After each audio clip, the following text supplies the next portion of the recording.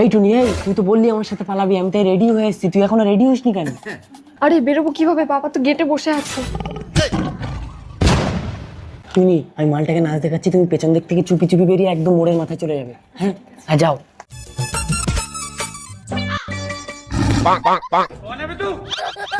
কে রে তুই বাঁদরের মতন আছে দেখবি? কিরে কোথায় যাবি? না মানে ওই একটু টিউশনে যাচ্ছিলাম বাবা।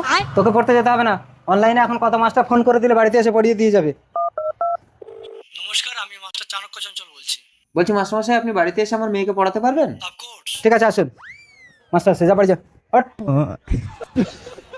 তো সূর্যটা কই? এই কেলো করেছে, টুনির বাবা তো টুনিকে আটকে দিয়েছে, এবার আমি কি করব? আইডিয়া। খুব লম্বা হয়েছে, তুই পড়তে যাওয়ার নাম করে অন্য ছেলেকে নিয়ে